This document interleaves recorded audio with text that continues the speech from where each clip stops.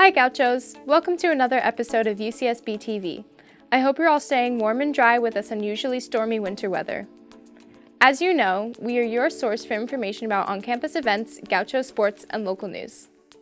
Let's go to Sreya to hear about this week's upcoming events. Hey everyone! Welcome back to another episode of UCSB TV. I'm Sreya here with this week's events. Let's take a look at what's going on this week. Take in a show at the Performing Arts Theater to start your weekend on a high note. Performances of The Watsons Go to Birmingham will continue through this weekend until February 24th at 2 p.m. The show revolves around a family who traveled to Alabama amidst the political and social unrest of the 1960s. The story is sure to entertain and educate, so don't miss out. Tonight's performance starts at 8 p.m., so get your tickets before it's too late.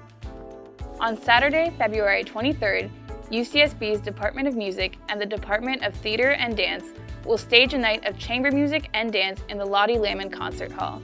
Tickets are free for UCSB students and the show starts at 7:30 p.m., so don't miss your chance to attend.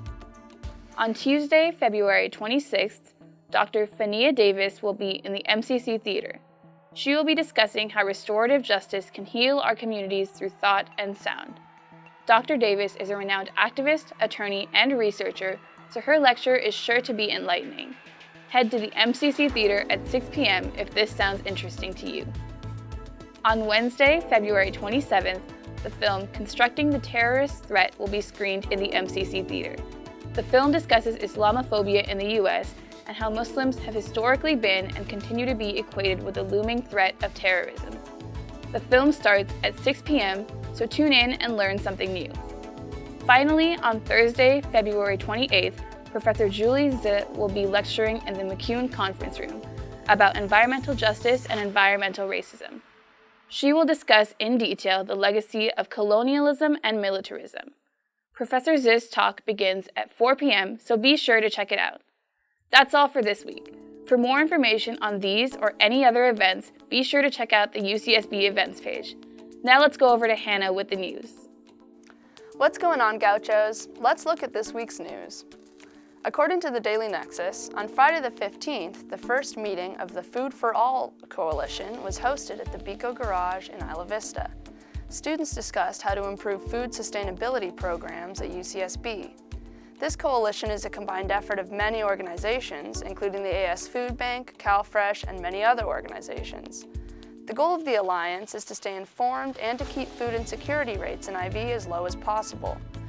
The Food for All Coalition will be having bi-weekly meetings on Fridays at 5 p.m. at the Bico Garage. To learn more about the coalition and their concerns, you can read the rest of the article on the Daily Nexus website. The Bottom Line reported on the events of the February 13th Associated Students Senate meeting.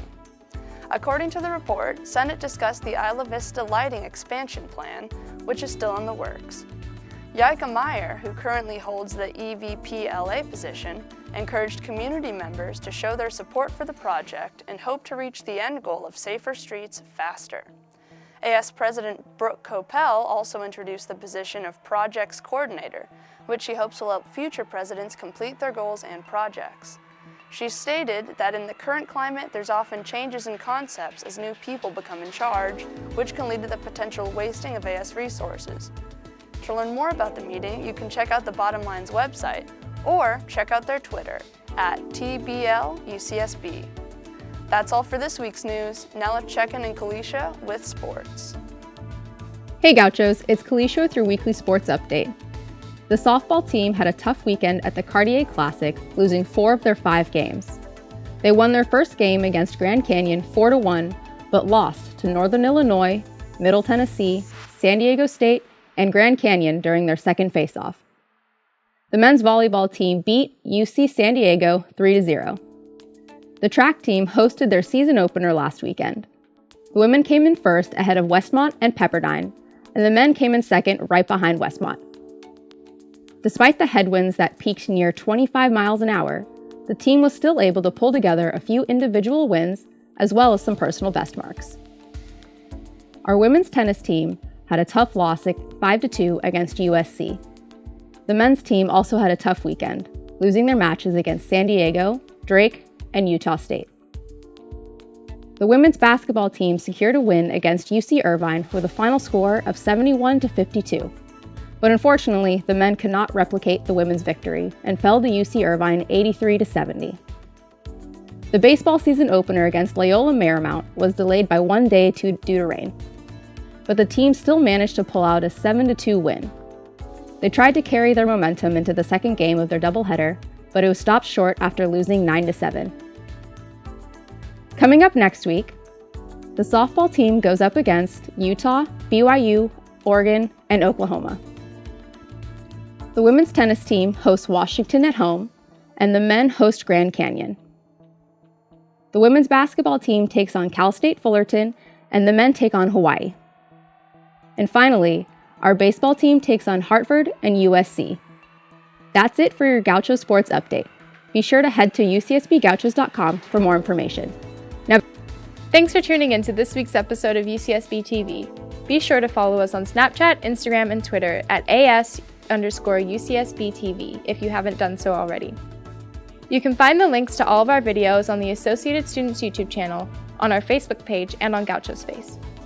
See you next week, Gauchos!